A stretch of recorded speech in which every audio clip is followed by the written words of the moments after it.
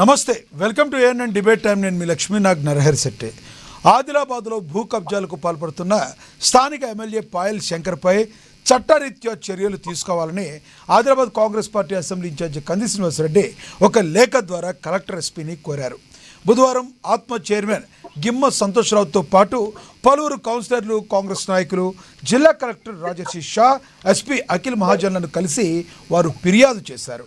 ఆదిలాబాద్ పట్టణంలోని బట్టిసావర్ గాం శివార్లో గల survey number 72/3 assign భూముల్లో స్థానిక ఎమ్మెల్యే పాయల్ శంకర్ తన భార్య పాయల్ ఉమా పేరు మీద 5 కోట్ల రూపాయల విలువైన 11 ప్లాట్లను ఎన్ఓసి రద్దు చేసి అక్రమంగా రిజిస్ట్రేషన్ చేయించారన్నారు.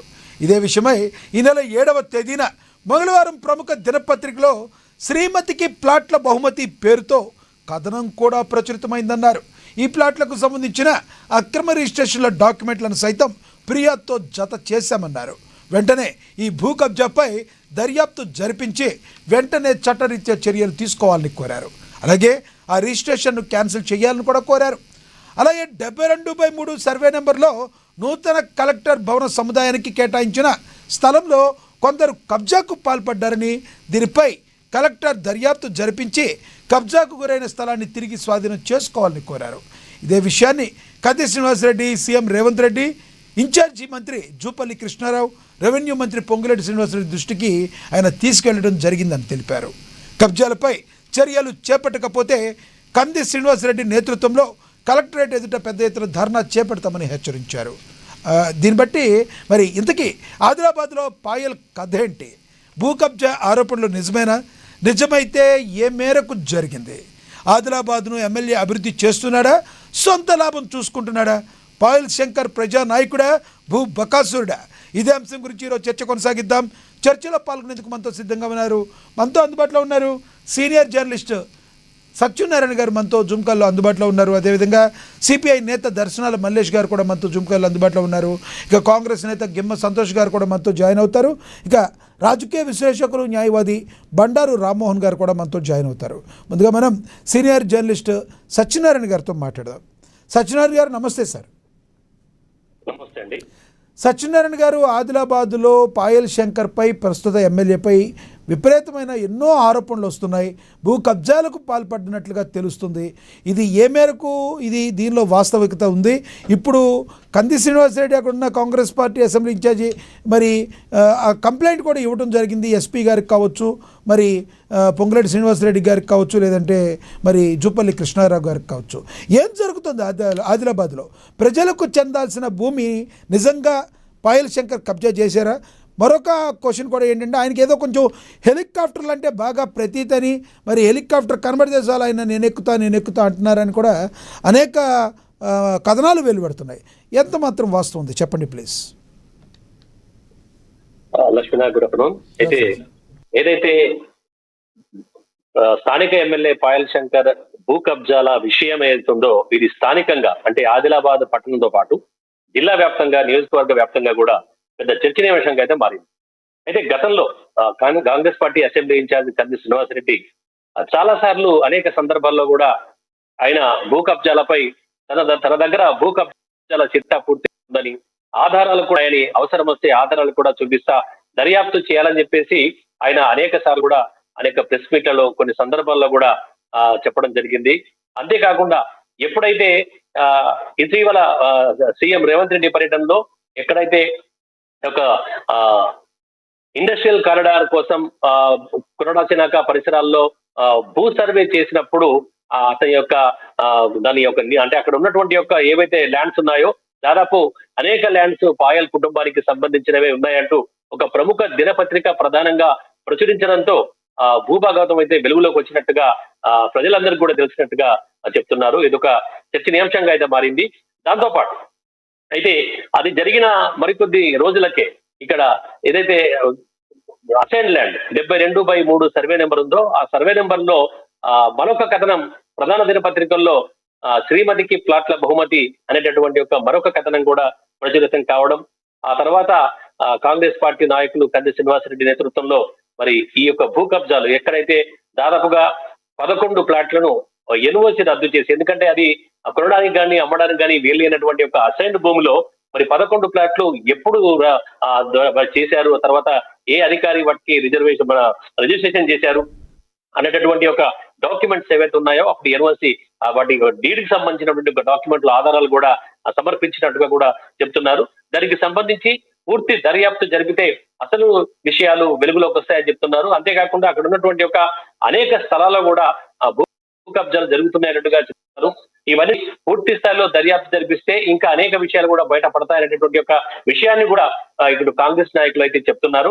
ఆ గతంలో బీఆర్ఎస్ నాయకులు కూడా ఇదే విషయాన్ని కూడా ఆరోపించారు. పాయల్ శంకర్ భూ కబ్జాలు చేస్తున్నారు ఆదిలాబాద్ లో అనేటువంటి ఒక విషయాన్ని అయితే చెప్తున్నారు. ఇదంతా అంటే ఇవన్నీ ఆరోపణలుగా ఉన్న సందర్భంలో అప్పట్లో స్థానికంగా ఇటు ప్రధాన దినపత్రికల్లో వెలుగు, అలాగే కంది శ్రీనివాసరెడ్డి పలుమార్లు ఆయన భూ కబ్జాలపై సవాల్ విసరడం, దాని తర్వాత ఇవన్నీ కూడా ప్రజల్లో ఒక రకమైనటువంటి ఒక ఆందోళన మాత్రం వ్యక్తమవుతుంది. ఎందుకంటే స్థానిక ఎమ్మెల్యే మరి ఇంతగా భూ కబ్జాలకు పాల్పడుతున్నాడు అనేటువంటి ఒక అనుమానం అయితే ఇటు ప్రజల్లో అయితే వ్యక్తమవుతోంది. అయితే సత్యనారాయణ, గతంలో మనం శ్రీమతికి ఒక బహుమతి సినిమా అయితే చూసాం అందరం. కానీ మొన్న మంగళవారం ప్రముఖ దినపత్రికలో ప్రచురితమైంది శ్రీమతికి ప్లాట్ల బహుమతి పేరుతో. ఎలా చూడాలంటే ఈ కథనాన్ని ఎలా చూడాలంటారు?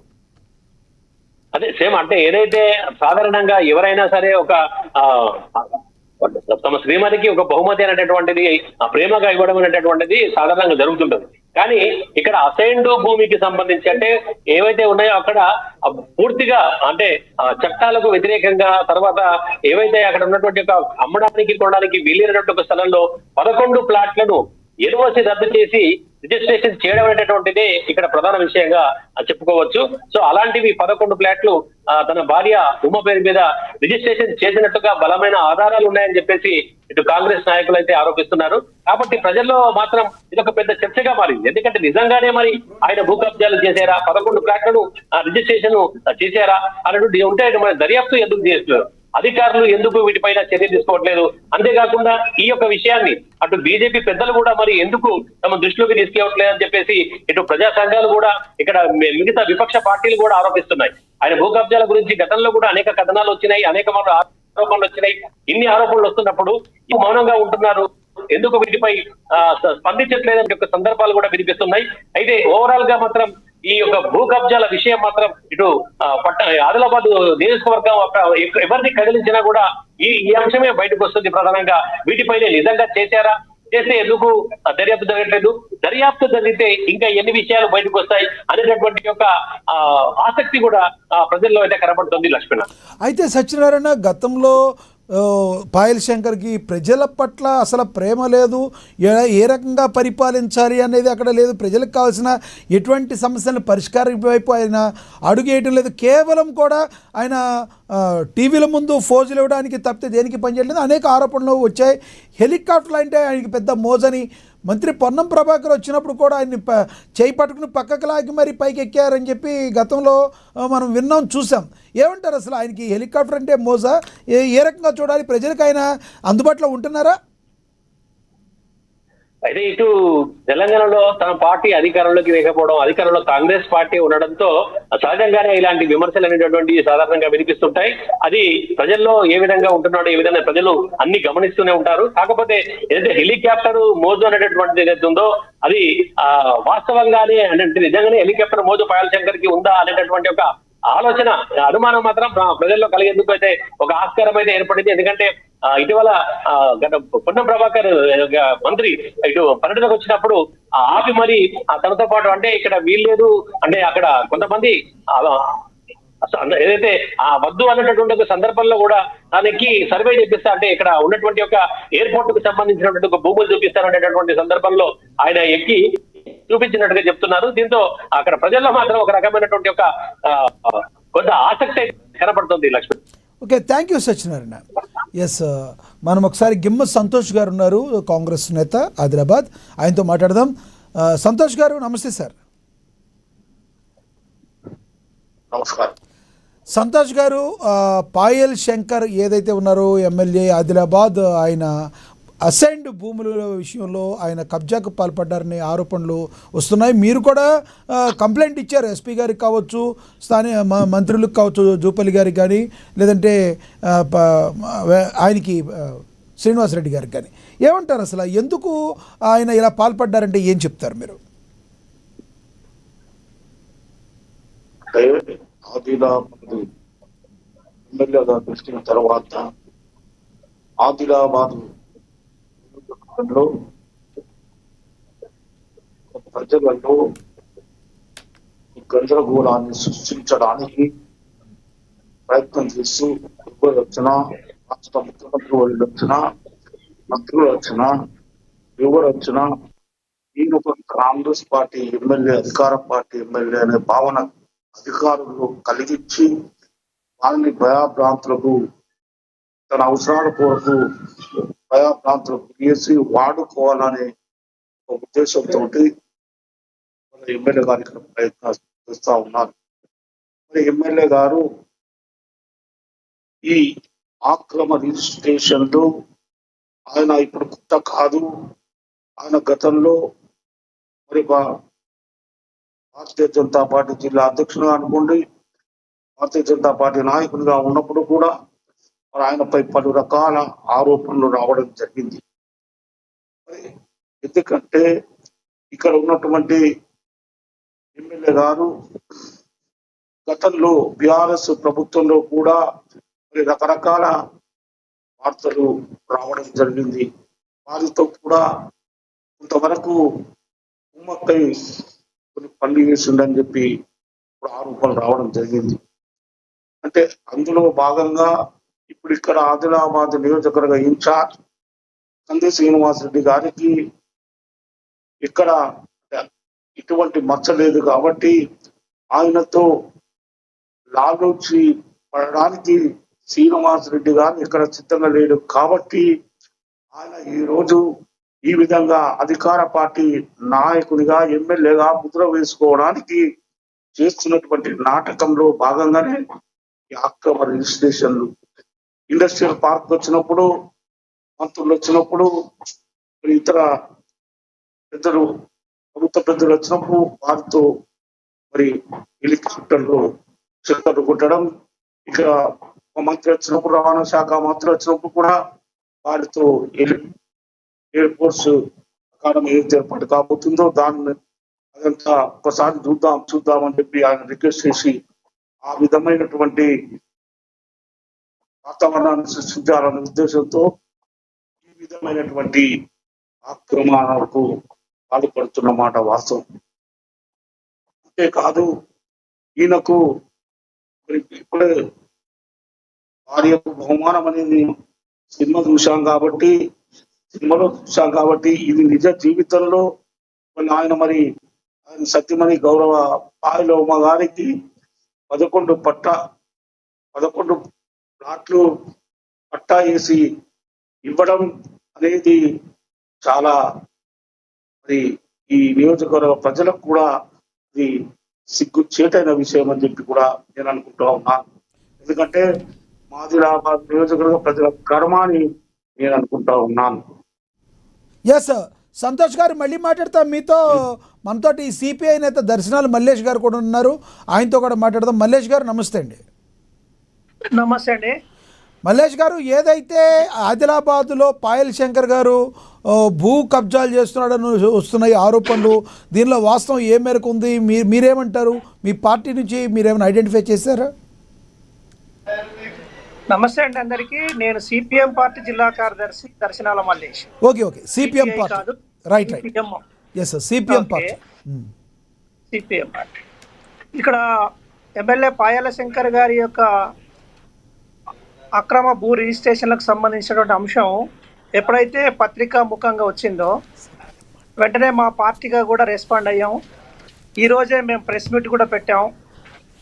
అక్రమ రిజిస్ట్రేషన్లను రద్దు చేయాలి. ఆ అక్రమ రిజిస్ట్రేషన్ రద్దు చేయడమే కాదు, ఒక ప్రజాప్రతినిధిగా ఉన్నటువంటి వ్యక్తి, ప్రజాస్వామ్యాన్ని కాపాడాల్సినటువంటి వ్యక్తి, ప్రభుత్వ చట్టాలని గౌరవించాల్సినటువంటి వ్యక్తి, ఆయన్నే చట్టాలను ఉల్లంఘిస్తే చట్టాలను రక్షించాల్సినటువంటి జిల్లా కలెక్టర్ కానీ, జిల్లా ఎస్పీ కానీ, రాష్ట్ర ప్రభుత్వం కానీ వెంటనే చర్యలు తీసుకొని ఆ భూముల్ని, ఆ రిజిస్ట్రేషన్, అక్రమ రిజిస్ట్రేషన్ రద్దు చేసి యాజ్ పర్ అసైన్డ్ భూ చట్టం ప్రకారంగా ఎవరైతే లబ్ధిదారులు ఉన్నారో అర్హులు ఉన్నారో వాళ్ళకే ఆ భూములను ఇవ్వాలని చెప్పి సిపిఎం పార్టీగా మేము డిమాండ్ చేస్తూ ఉన్నాం. కాబట్టి ఇక్కడ ఆదిలాబాద్లో ఇది ఒకటే కాదు, చాలా విషయాలలో భూ కబ్జాలు స్థానిక ఎమ్మెల్యే గారు చేస్తున్నారని చెప్పి పత్రికలు కానీ ఎలక్ట్రానిక్ మీడియాను కానీ కోడై కూస్తూ ఉన్నాయి. కానీ విచారణ జరిపి యాక్షన్ తీసుకునే దాంట్లో అధికారులు నిర్లక్ష్యంగా వ్యవహరిస్తూ ఉన్నారు. మా జిల్లాలో కలెక్టర్ గారు కానీ ఎస్పీ గారికి కానీ ఒక మంచి పేరుంది. ఎక్కడైతే అక్రమ రిజిస్ట్రేషన్లు జరుగుతాయో, రియల్ ఎస్టేట్ పేరుతో మోసాలు చేస్తున్నారో వాళ్ళందరినీ తక్షణమే అరెస్టులు చేసి జైళ్ళకు పంపిస్తూ ఉన్నారు. మరి ఇక్కడ ఎమ్మెల్యే విషయంలో కూడా అట్లాంటి రియాక్షనే ఎస్పీ గారి నుంచి కానీ కలెక్టర్ గారి నుంచి ఉండాల్సినటువంటి అవసరం ఉంది. చట్టం అనేది అందరికీ సమానంగా పనిచేయాలి. పేదవాళ్లకు ఒక తీరుగా లేదా అధికారంలో ఉన్నటువంటి ఎమ్మెల్యేలకు ఒక తీరుగా ఉండకూడదు. అందుకని చట్టం ముందు అందరూ సమానులే అని చెప్తారు కదా. ఇప్పుడు ఈ చట్టం ముందు అందరూ సమానులే అని చెప్పే మాట నిజమే అయితే పాయల శంకర్ చేసినటువంటి భూ అక్రమ దందాను వెంటనే అరికట్టడానికి ప్రభుత్వం కానీ ప్రభుత్వ అధికారులు కానీ చర్యలు చేపట్టాలని చెప్పి సిపిఎం పార్టీగా మేము డిమాండ్ చేస్తూ ఉన్నాం. అక్కడ ఎస్పీ గారు కావచ్చు, లేదంటే అక్కడున్న కలెక్టర్ గారు కావచ్చు, రాజర్షి షా అనుకుంటా, వీళ్ళందరూ కూడా చాలా వర్క్ బాగా చేస్తారంటున్నారు. కానీ అధికారుల నిర్లక్ష్యం అంటున్నారు. ఎలా చూడాలి? పరస్పర విరుద్ధ భావాలుగా మీరు మాట్లాడారు. అధికారుల నిర్లక్ష్యం అంటున్నారు, వాళ్ళు మంచివాళ్ళు అంటున్నారు. ఎలా చూడాలి మీరు మాట్లాడే మాటలని? అంటే ఇంతకు ముందుగా ఎవరైతే అక్రమ రిజిస్ట్రేషన్లు చేసుకున్నారో, రియల్ ఎస్టేట్ దందాలు చేశారో వాళ్ళని కేసు పెట్టి అరెస్టులు చేశారు. వాళ్ళు సాధారణమైనటువంటి మధ్యతరగతి ప్రజలు లేదా వ్యాపారులు, చిన్న చిన్న వ్యాపారులు. మరి ఇప్పుడు ఎమ్మెల్యే దగ్గరికి వచ్చేసరికి అట్లాంటి స్పీడప్ చర్యలు ఉంటాయా లేవా అనేటువంటి అనుమానం వస్తుంది. కారణం ఏంటంటే ఈ సంఘటన జరిగి చాలా రోజులైంది. కాంగ్రెస్ పార్టీ నాయకత్వం వెళ్ళి స్వయంగా ఎస్పీ గారికి కంప్లైంట్ చేశారు, కలెక్టర్ గారికి కంప్లైంట్ చేశారు. కానీ ఇప్పటి వరకు మరి దాని మీద ఎలాంటి చర్యలు లేవు కదా. అందుకని అనుమానం వస్తుంది అన్నమాట. అక్కడ బీఆర్ఎస్ మాజీ ఎమ్మెల్యే జోగురామన్న ఎవరైతే బీఆర్ఎస్ పార్టీకి సంబంధించి ఆయన ఇన్ఛార్జ్గా ఉన్నారో ఆయన పరిస్థితి ఎలా ఉంది? జోగురామన్న ఏం చేస్తున్నారు? ఈ విషయంలో బీఆర్ఎస్ కూడా ఆరోపణలు చేస్తుంది అంటున్నారు కదా, వాస్తవం ఉందా? జోగురామన్న గారు కూడా ఈ కాలంలో ఎమ్మెల్యే పాయల శంకర్ భూ కబ్జాలపై చాలా స్పష్టంగా గట్టిగా మాట్లాడారు.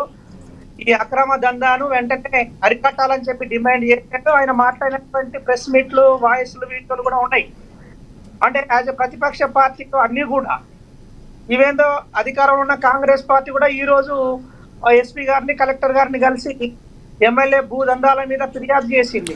ఆదిలాబాద్లో మల్లేష్ గారు, ఆదిలాబాద్లో ఎప్పుడు ఏం జరిగినా కాంగ్రెస్ పార్టీ ఇన్ఛార్జిగా ఎవరైతే ఉన్నారో కంది శ్రీనివాసరెడ్డి తన గళాన్ని ఎత్తుతూ మరి ప్రజలకు చేరువయ్యారని తెలుస్తుంది. అయితే ఎక్కువగా ఎందుకు కంది శ్రీనివాసరెడ్డి గారు పాయల్ శంకర్ మీద అంత కోపంగా ఉండడానికి ఇది ఒకటే కారణం అంటారా?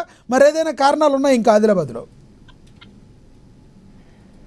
కంది శ్రీనివాసరెడ్డి గారు పాయల్ శంకర్ మీద కోపం అనే కన్నా ప్రజా సమస్యల మీద పనిచేస్తున్నారని చెప్పొచ్చు. ఆ ప్రజా సమస్యల పనిచేస్తున్న క్రమంలో ఎదుటి వ్యక్తి ఎవరైనా సరే కార్నర్ అవుతారు. కాబట్టి వ్యక్తిగత కోపాలు, ద్వేషాలు ఇక్కడ ఏముంటాయి రాజకీయాల్లో? ప్రజా సమస్యల మీద పనిచేయడం తప్ప అదే భావిస్తున్నాం మేమైతే. అసైన్డ్ యాక్ట్ అడ్వకేట్ గారు కూడా ఉన్నారు, అందరికీ తెలుసు.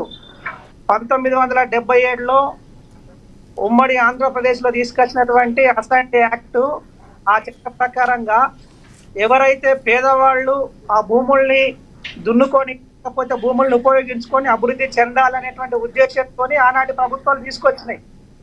దాంట్లో స్పష్టంగా చెప్పారు, ఆ భూముల్ని అమ్మడం కానీ కొనడం కానీ చేయకూడదు. మరి కొన్నా నేరస్తుడు అవుతాడు, అమ్మినా నేరస్తుడు అవుతాడని చెప్పి చట్టం చెప్తా ఉన్నది.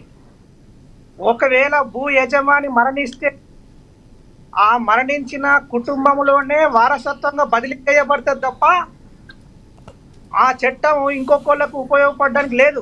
ఆ భూములు వేరే వారికి అమ్మడానికి కానీ కొనడానికి కానీ క్రయ విక్రయాలు నిషేధం ఉన్నది.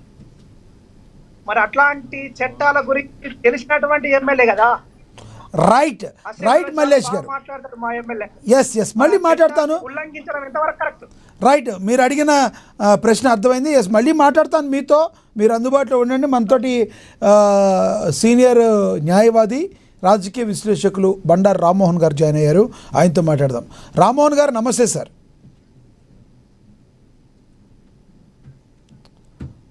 రామ్మోహన్ గారు మ్యూట్లో పడిన చూడండి, అన్మ్యూట్ చేయండి. యా, రామ్మోహన్ గారు, ఏదైతే తెలంగాణ వ్యాప్తంగా నీళ్లు నిధుల కోసం మరి తెలంగాణ వచ్చింది, తెలంగాణ వచ్చిన తర్వాత తెలంగాణ ప్రజలకు మేలు చేయాల్సిన రాజకీయ నాయకులు కొంతమంది ఎవరైతే ఉన్నారో భూ కబ్జాదారులుగా ఉండి ప్రజల పొట్టలు కొడుతున్నారనే మాట వినబడుతుంది బాగా. మరి ఇలాంటి వ్యక్తుల్ని ఎలా చూడాలంటారు? అసలు చట్టం ఏం చెప్తుంది? పాయల్ శంకర్ దీనికి అతీతుడు కాదా? పాయల్ శంకర్ మీద అనేక ఆరోపణలు వస్తున్నాయి. బీజేపీ ఎమ్మెల్యే ఎలా చూస్తారు మీరు? ఈ రకంగా ఉంటే తెలంగాణ ప్రజలు ఎప్పటికీ డెవలప్ అవుతారు? ఏం జరుగుతుందంటారు తెలంగాణలో? లక్ష్మణ గారు, మీకు అట్లాగే మిత్రులు ప్యానల్ మిత్రులు నమస్కారం. నమస్తే సార్. చెప్తాను మల్లేష్ గారితో పూర్తిగా ఎక్కుతున్నారు. ఎందుకంటే వారు మాట్లాడేదేమో చట్టసభలో అద్భుతంగా మాట్లాడుతున్నారు. పాయల్ శంకర్ కు అభిమానులు కూడా చాలా మంది ఉన్నారు. మరి మాట్లాడేది చట్టం అతిక్రమించవచ్చు, చట్టం అందరికీ సమానమని మాట్లాడుతున్నారు. కానీ తన భార్య పేరు మీద 10 ఎకరాలు అసెంబ్లీ గతంలో అసెంబ్లీ భూమి అనేది ఎందుకు వీళ్ళు తక్కువ కొడుతున్నారు అనుకుంటున్నారా, ఇట్లా దానికి తెలియడం లేదు. కానీ అసలు ఈటల రాజేంద్ర గారు కూడా అది తప్పు చేశారు కదా. అసలు టీఆర్ఎస్ ఉన్నప్పుడు ఈటల రాజేంద్ర గారు చేసిన తప్పేంది? అసైన్మెంట్ భూమి మనకు ఉమ్మడి మెదక్ జిల్లాలో కొన్నాదనే కదా సమస్య. దాని మీద ఎంక్వైరీ జరుగుతూనే కదా, నా మీద ఎంక్వైరీ చేస్తాను బ్యాక్ పోయింది. ఇప్పుడు బీజేపీ పార్టీలో మొదటి నుంచి ఉన్న పాయల్ శంకర్ గారు కూడా అసెంబ్లీలో మాట్లాడిన దానికి ఆయన చేస్తున్న పనికి పొంతం లేకుండా ఉందని ఆరోపణలు ఆదిలాబాద్ జిల్లాలో ముఖ్యంగా ఒక్క సిపిఎం కాదు చాలా ప్రజాస్వామ్య పార్టీ సంఘాలు కానీ ప్రజాస్వామ్య ప్రజలు అందరూ దాన్ని తీసుకురారు చెప్పాల్సిన అవసరం ఉంది కబ్జా. కానీ ఇటీవల మనకి కాంగ్రెస్ పార్టీ మీద అభిప్రాయం ఏంటంటే, ఈ మధ్యన ముఖ్యమంత్రి గారు వెళ్ళినప్పుడు సరే ముఖ్యమంత్రి ఆయన ఎమ్మెల్యే పోవడం తప్ప సభలో మాట్లాడుతూ అభివృద్ధి కోసం మాట్లాడారు. అభివృద్ధి పనులు తీసుకుంటే నేను చాలా ఎందుకంటే ఆదిలాబాద్ అభివృద్ధిలో భాగంగా కాంగ్రెస్ పార్టీ అధికారంలో ఉంది, ముఖ్యమంత్రి గారు వచ్చారు, వాటిని తీసుకోవాలి. ఎడమొక్క పడమే ఉండడం తప్పు అంటున్నారు. గతంలో కేసీఆర్ గారు కూడా మోడీ వచ్చినప్పుడు లేకపోతే మనకు వాళ్ళు వచ్చినప్పుడు సభలకు ఒప్పడం తప్పన్నారు. స్టాలిన్ లాంటి వాడికి మోడీ వస్తే పోతుంటే పోయినప్పుడు ఎందుకు పోలేదన్న తెలంగాణ అభివృద్ధికి ఆటంకం కలిగిస్తున్నాను. నేను పాయల్ శంకర్ ఆ విషయంలో అభినందిస్తాను. కానీ ఆయన అండలు చూస్తే ఎటువంటి పనులు చేస్తున్నా అనే ఆరోపణలు కూడా రెండోది కూడా వస్తుంది. దాన్ని కాంగ్రెస్ పార్టీని అనడం లేదు, కానీ అక్కడ అది కూడా జరుగుతుంది. ముఖ్యంగా మనకు ఆదిలాబాద్ ఉత్తర భాగంలో కొన్ని భూముల విషయంలో ఏదైతే అభివృద్ధి కోసం చర్చిస్తున్న భూముల్లో మళ్ళీ ఈయన పాత్ర కూడా ఉంది అని ఒక ఆరోపణలు వస్తున్నాయి.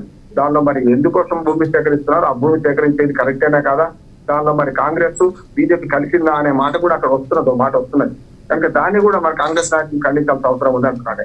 ఎందుకంటే ముఖ్యమంత్రితో సన్నిహితంగా ఉంటున్నాడు. అసెంబ్లీలో కూడా మిగతా అందరు ఎమ్మెల్యేలు బీజేపీ ఎమ్మెల్యేల కంటే ఆయన కొంచెం సన్నిహితంగా ఉంటున్నాడు. కనుక ఆదిలాబాద్ లో ఏ పని చేసినా కూడా చెల్లుతుంది అనే మాట బీజేపీ పార్టీ వేరైనా సరే దోపిడీకి పార్టీ అడ్డం లేదనే మాట వస్తుంది. మరి అది కూడా కాంగ్రెస్ నాయకులు ఖండించాలి. మాకేం సంబంధం లేదు దీనిలో, ఆయన సంఘం పడతాం. అందుకని ఈ మధ్యన కాంగ్రెస్ నాయకులు మాట కూడా విన్నాను. కనుక కాంగ్రెస్ నాయకులు కూడా గట్టిగా ఫిర్యాదు చేసేది వాళ్ళే కనుక నేను నమ్ముతున్నాను. అంటే ఇందులో మాకు భాగస్వామ్యం లేదు, బీజేపీ ఎమ్మెల్యే చేసే పనిలో మాకు భాగస్వామ్యం లేదు అనే మాట వాళ్ళు చెప్తున్నారు కదా, మంచి అంటారు. కానీ దీనికి వచ్చాక తీసుకుపోవాలి. కానీ ముఖ్యమంత్రి గారితో కలిసిన ఫోటోలు కలిసిన చూస్తుంటే ఒక్కోసారి మరి ఉత్తర ఆదిలాబాద్ జిల్లాలో భూసేకరణ విషయంలో వాళ్ళు కొన్ని స్వార్థాలు చూసుకొని వాళ్ళ అనునాయాలకు అది కట్టబెట్టడానికే భూసేకరణ చేస్తున్నారు, పేద ప్రజల భూములు గుంజుకుంటున్నారు అనే మాట వస్తుంది. ఇప్పుడు ఇవన్నీ పోయినాయి ఖనిజాల కోసం, లేకుంటే అంచిత లబ్ధి కోసం, కార్పొరేట్ సంస్థల కోసం మరి ఆ భూములు సేకరిస్తున్నారని తెలుసు. దాని మీద కూడా పట్టాలి. ఇప్పుడు కేవలం చిన్నది అవినీతి అంటే చిన్నదైనా పెద్ద అవినీతి అవినీతే కదా. అసైన్ భూములు కొనడం తప్పు. నేను ఇది అడుగుతాను చెప్తున్నాను. గతంలో కనీసం అసైన్ భూములు అమ్ముకుంటే మళ్ళీ పేదోడైతే వాళ్ళకి అప్పచెప్పేవాడు. ఇప్పుడు అది కూడా లేదు, ఆ చట్టం మార్చాం. అది గుంజుకొని వేరే వాళ్ళకి ఇస్తారు, వాళ్ళకి ఇయ్యరు. ఇప్పుడు నేను పేదవాడిని, నాకు 5 ఎకరాల భూమి అసైన్ భూమి ఇచ్చింది అనుకోండి, 2 ఎకరాలు ఇచ్చాను అనుకోండి, నేను అమ్ముకుంటే నేను పేదోడు అయితే మళ్ళీ నాకే కట్టబెట్టేవాళ్ళు ఇక్కడి నుంచి గుంజుకొని ఎవరైతే కొన్నాడు. ఇప్పుడు కొన్నవాడు ఎవడైతే కొన్నవారు కూడా అసైన్కి అర్హులైనా కూడా వాళ్ళకి కొన్న తప్పే, అమ్మింది తప్పే. కనుక అది తీసేసుకొని వేరే వాళ్ళకి కేటాయించే అద్భుతమైన అవకాశం ఉన్నది. కనుక మరి దీనిలో ఈటల రాజేంద్ర మీద అప్పుడు చర్యలు తీసుకుంటే ఆయన పార్టీ ఎట్లా మారిందో మరి ఈయన కూడా మరి చర్య తీసుకోవాల్సిన అవసరం ఉంది. కనుక మరి పార్టీ వాళ్ళు ఏమంటారు? బీజేపీ పార్టీ కూడా స్పందించాలి కదా, మా ఎమ్మెల్యే తప్పు చేసిందా చేయలేదా. ఇప్పుడు ఏమైందంటే ఔరంకి షాదీమే అబ్దుల్లా దివాన్ అన్నట్టు మన పని. ఇప్పుడు కాంగ్రెస్ నాయకులు ఉన్నారు, సిపిఎం ఉన్నారు, నాలాంటి వాడు ఉన్నాడు. కానీ అసలు బీజేపీ వాళ్ళు వస్తే వాళ్ళు చెప్పే సమాధానం చెప్తారా, లేకపోతే తప్పించుకుంటారా, లేకపోతే పలాయన చెట్టు కింద తెలుస్తుండే కదా అంటున్నాను. ఏదైనా సరే కాంగ్రెస్ పార్టీ నిలబడ్డది, అక్కడ ప్రధాన పార్టీ అయిన సిపిఐ నిలబడ్డది. మల్లేష్ గారు లాంటి వాళ్ళు నిన్న మన స్టేట్మెంట్స్ చూస్తున్నాను నేను. ప్రెస్ మీట్ కూడా పెట్టారు ఆదిలాబాద్ లో. కనుక దీన్ని సమగ్రంగా విచారణ జరిపి దోషులను శిక్షించాలి. అసలు అసైన్మెంట్ భూమిని అమ్మిన వాడికి కూడా దక్కకుండా మొదలు తీసుకోవాలి, ప్రభుత్వం స్వాధీనం చేసుకొని పూర్తి స్థాయి ఎంక్వైరీ చేస్తే జరుగుతుంది. కొంతవరకు నా కాంగ్రెస్ పార్టీతో సంబంధాలు ఉన్నాయి, నేను ముఖ్యమంత్రితో మంచిగా ఉన్నా అని చెప్పుకొని కూడా ఇటువంటి పనులు చేస్తున్నా ఎమ్మెల్యే గారు అనిపిస్తుంది నాకు.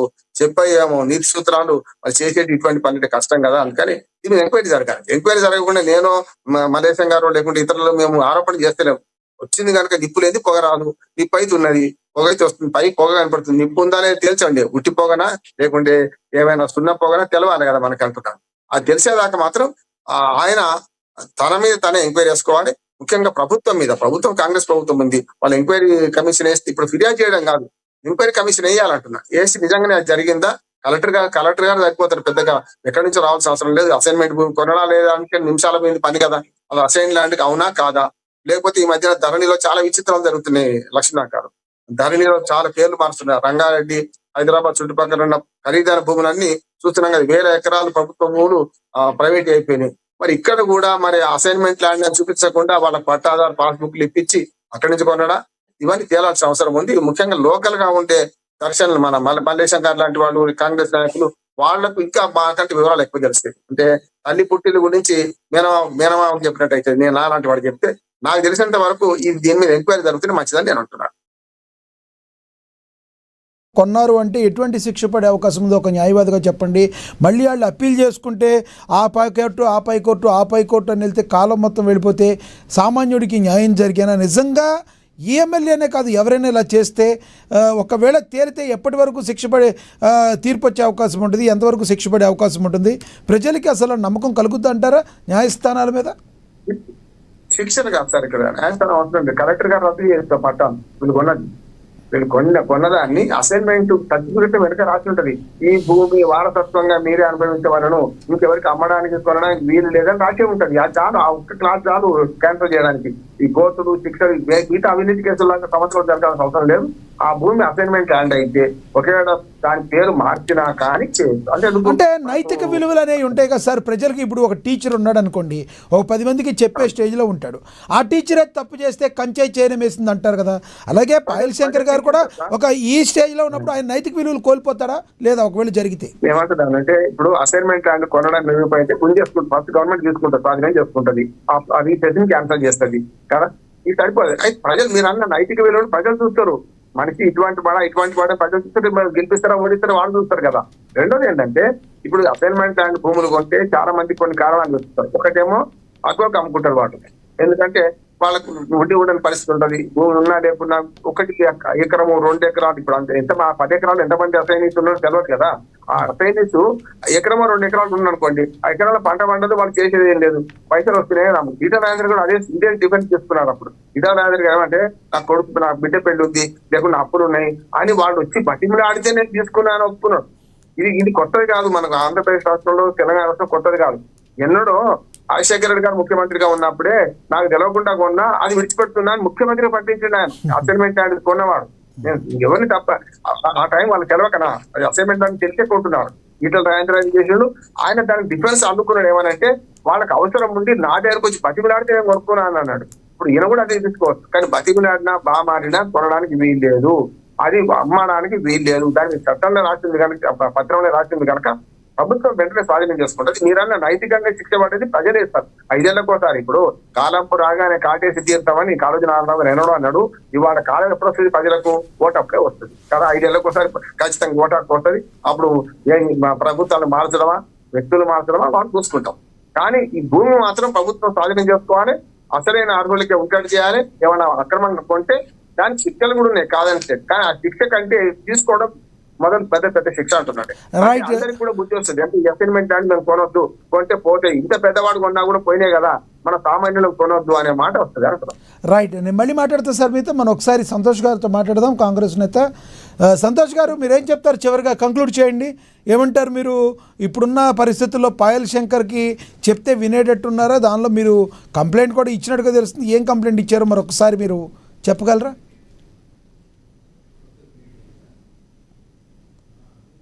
సంతోష్ గారు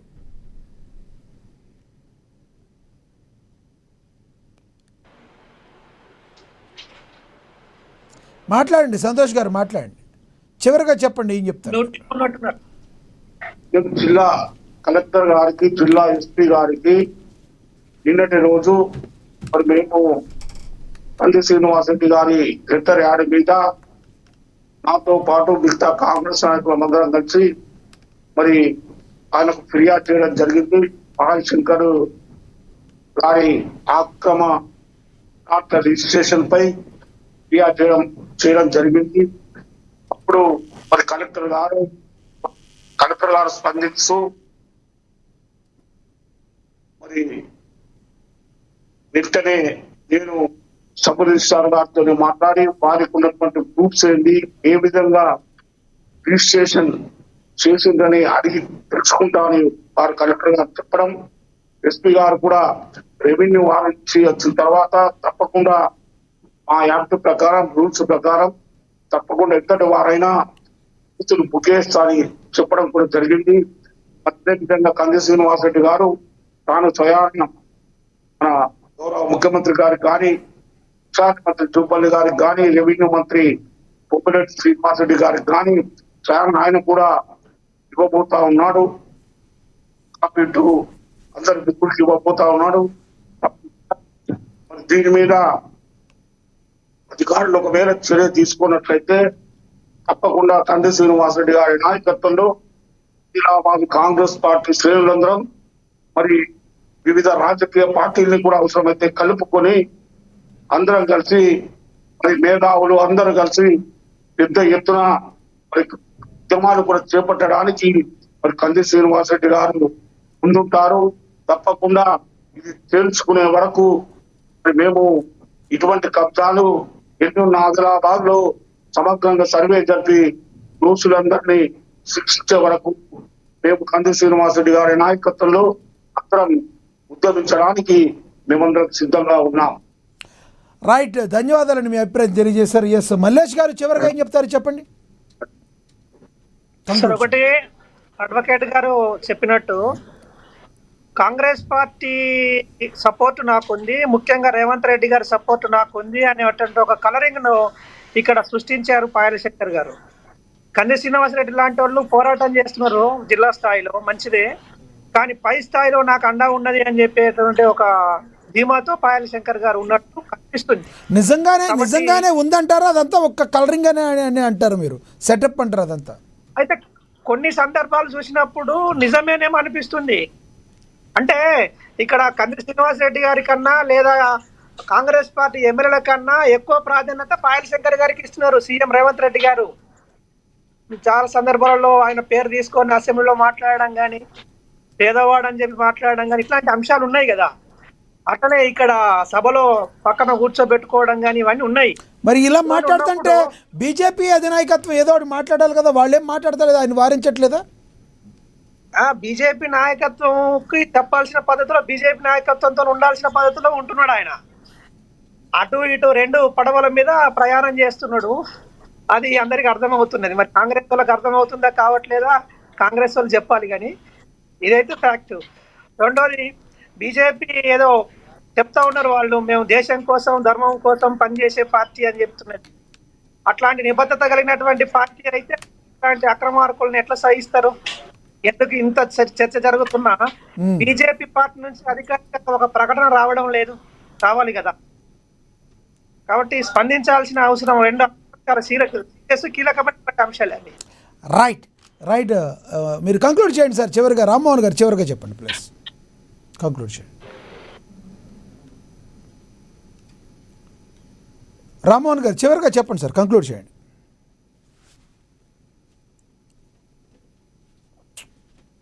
కృష్ణ గారు ఈ మధ్యన వినపడుతుంది, కంటిన్యూ, కంక్లూడ్ చేయండి. ఈ మధ్యన సీఎం రేవంత్ రెడ్డి గారు ఆదిలాబాద్ జిల్లా పర్యటన తర్వాత ఆ భూమి అయితే కనబడబడుతున్నారు. ఇండస్ట్రియల్ కారిడార్ పేరు మీద ఏమో చిన్నది నా ఉద్దేశం, పెద్ద చెప్తున్నాను. ఇండస్ట్రియల్ కారిడార్ అనే పేరు మీద 10,000 ఎకరాల భూమి సేకరిస్తున్నాం. ఎర్ర బస్సు కూడా తిరిగే గ్రామాలకు పోవడానికి వీలుగా మన ఆదిలాబాద్ లో ఎయిర్పోర్ట్ ఏర్పాటు చేస్తున్నాం అని ఇంకా మొదలు 6 డేస్ కొడుకు సోలంగా అన్నట్టు ఇక భూమి సేకరణ జరగాలి, అవన్నీ జరగాల్సినది. కానీ ఆ తర్వాత లబ్ధి పొందేది ఎవరు కావాలంటే ఎక్కడైనా అసలు పెట్టుబడిదారులు ఎప్పుడు ఏం చేస్తారంటే వ్యాపారం లబ్ధి ఉన్న వాళ్ళు ఖచ్చితంగా అటువంటి ప్రాంతాలకు వెళ్తారు. దానికోసం ఇండస్ట్రియల్ కారిడార్ అని 10,000 ఎకరాలు సేకరించి ఇండస్ట్రీస్ రావద్దని అంటే ఆదిలాబాద్కి ఇండస్ట్రీస్ రావాలి. మంచిర్యాల లాంటి ఎందుకు అభివృద్ధి చెందింది? తూర్పు జిల్లాకు పశ్చిమ జిల్లాకు ఎంత తేడా ఎందుకున్నది? మనకు ఆదిలాబాద్ ఉమ్మడి జిల్లాలో తూర్పు జిల్లా బాగా అభివృద్ధి చెందింది, రైల్వే లైన్ ఉన్నది అన్ని రకాలుగా. ఆదిలాబాద్కి రైల్లో పోవాలంటే చుట్టూ ముడికేడికి తిరిగిపోవాలి. వాటికి కూడా ఎయిర్పోర్ట్ వస్తే లాభమే కాదంటే. కానీ 10,000 ఎకరాల భూమి సేకరణ ఏదైతే చేస్తున్నారో దానిలో చాలా అనుమానాలు ఉన్నాయి అంటున్నాడు. దానిలో ముఖ్యంగా ఏంటంటే పాయల్ శంకర్ గారితో కలిసి ముఖ్యమంత్రి నిజంగా లోకల్ కాంగ్రెస్ నాయకులకు పెద్దగా విలువ ఇవ్వకుండా అక్కడి నుంచి వేరే ఏర్పాటు ఏమైనా చేసుకుంటుండేమో. దాని ద్వారా హైదరాబాద్ లోని పెట్టుబడిదారులకు ముఖ్యంగా అది కాంగ్రెస్ కావచ్చు పార్టీలకు దోపిడీకి పార్టీలు ఏముండే సార్, దోపిడీకి అందరు కలుస్తారు. దొంగ చీకటి ఒకటైతే సమస్య లేదు. కనుక ఈ 10,000 ఎకరాల దాని మీద పెద్ద ఎంక్వైరీ జరగాలంటున్నారు. ఇప్పుడు భూములు ఇచ్చే ధరలు వాళ్ళు కూడా రైతులు కూడా ఏమంటున్నారంటే నేను చాలా భూపాలన చేసిన వాడిని అడ్వకేట్ కేసులు పెట్టిన స్పష్టంగా చెప్తున్నా. అక్కడ 25 నుంచి 30 లక్షల రూపాయలు ఎక్కడ ఉన్నాయి. ఎందుకంటే జనాక కొనడం ప్రయారిటీ కనుక రెడీ అయితే దాని నుంచి నీళ్లు వస్తాయి అక్కడికి. ఆ నీళ్లు రావడం వల్ల రేపు పొద్దున భూములు ధర పెరుగుతాయి.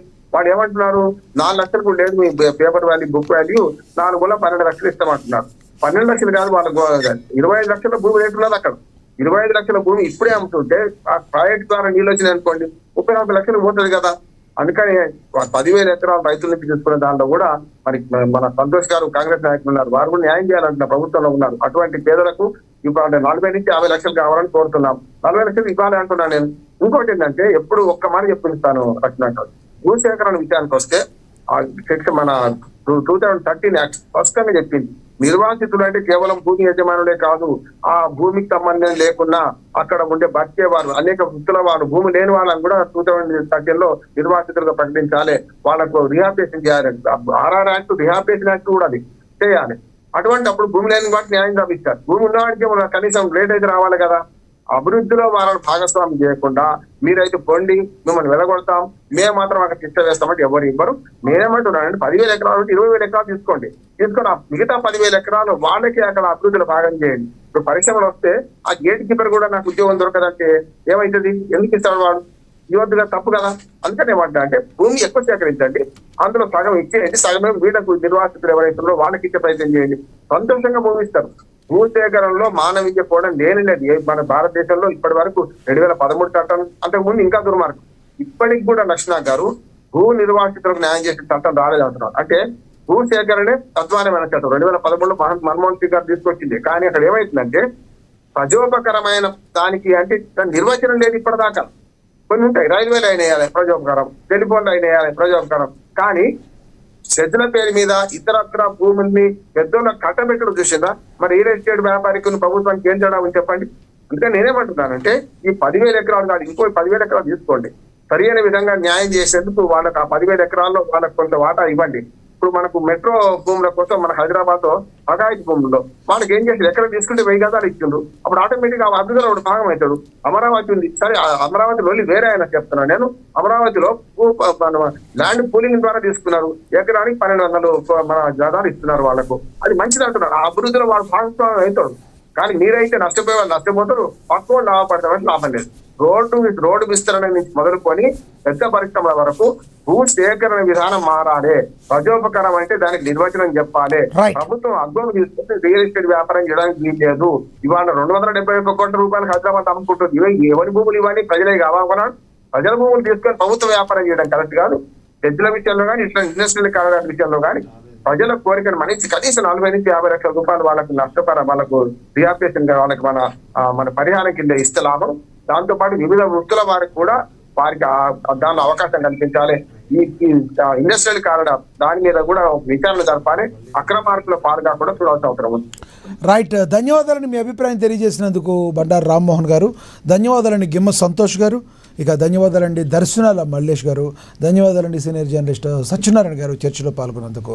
ఆదిలాబాద్లో భూ కబ్జాలకు పాల్పడుతున్న స్థానిక ఎమ్మెల్యే పాయల్ శంకర్పై చట్టరీత్యా చర్యలు తీసుకోవాలని Adilabad Congress party assembly incharge Kandi Srinivasa Reddy ఒక లేఖ ద్వారా కలెక్టర్ ఎస్పీని కోరారు. బుధవారం ఆత్మ చైర్మన్ గుమ్మ సంతోషరావుతో పాటు పలువురు కౌన్సిలర్లు, కాంగ్రెస్ నాయకులు, జిల్లా కలెక్టర్ రాజర్షి షా, ఎస్పీ అఖిల్ మహాజన్లను కలిసి ఆయన ఫిర్యాదు చేయడం జరిగింది.